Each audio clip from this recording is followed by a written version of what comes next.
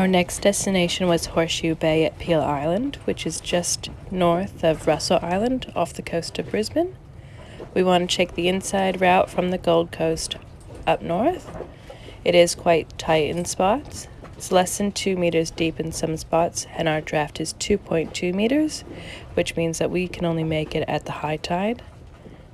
Some of the corners are quite tight, they're quite narrow, so we'd have to be very careful. We also came across these Powerlines, which basically squashed our entire plan because the Powerline clearance height is 20.3 meters. So we started planning our trip around the outside, and then we talked to a few forums, and they said that 20.3 meters is actually the sag in the middle, and there's plenty of clearance next to the pylons. We saw a few photos of boats going through with mast heights around the same size as us, and there's plenty of clearance, so we decided to give it a go. And that's our destination there, Peel Island. We are a 55 Bruce Roberts yacht with a draft of 2.2 meters and a mast height of 20.7 meters. We timed the tides. The high tide at Gold Coast, Jacob's Well, and Russell Island are the ones we looked at, and we suspected the tide split at Jacob's Well.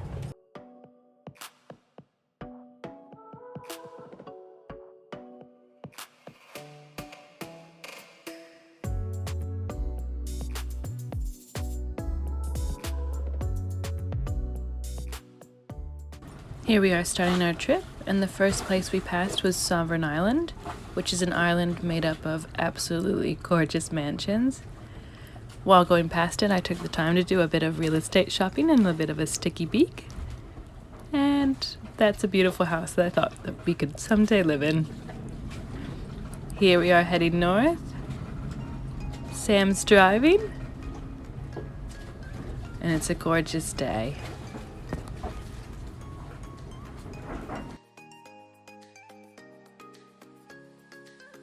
We also have no working depth sounder at the moment. We have one on board, a new one that needs to be installed when we get hauled out, but for the moment, no depth sounder, and so that means that we are solely relying on the accuracy of the charts and going over at high tide.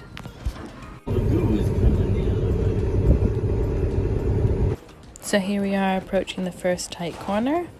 It is narrow, and those buoy markers are actually sitting on the bank, so it is very narrow.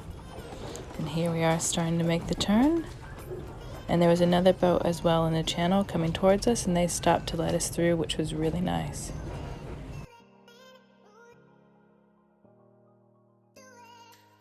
Here you can see we are slicing right by the markers on our way up to Jacob's Well.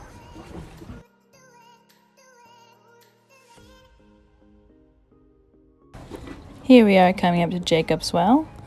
With the tide, these three boats have swung into the channel, so it's already a tight channel to go through without having to dodge these three boats. Thankfully, Sam's a really good driver. So yeah, you can see 1, 2, number 2 here, and the third trimaran are all swung into the channel.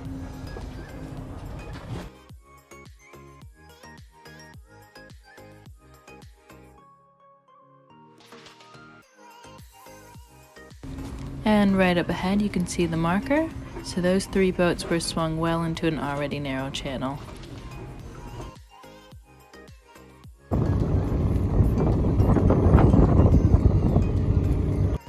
Here we are at Cabbage Tree Point, having a sticky beak at all these houses. Sam said that he would love this house here, but we could probably only afford this house here. And about a minute earlier from this shot, Sam said that he missed his stabilizing binoculars, so I got a zoomed in for Sam to have a little bo peep at this catamaran holdout. Up ahead you can see the Powerlines, and that 20.3 meters on the chart is the sag in the middle, and we are going to be passing near the pylon on the left hand side. So again, our mast height is 20.7 meters and the clearance is 20.3, but that's the sag in the middle on the hottest day of the year and at the highest astronomical tide. So we should have plenty of room to pass underneath it next to the pylon.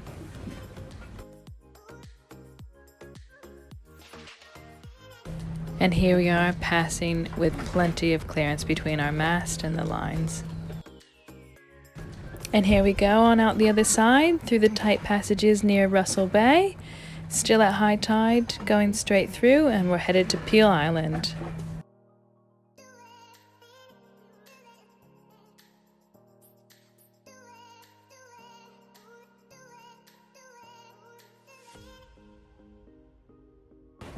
So we've made it to Horseshoe Bay at Peel Island.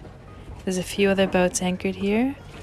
And tomorrow morning we're going to take a tender ride to the beach to check it out and then keep heading north to Fraser Island.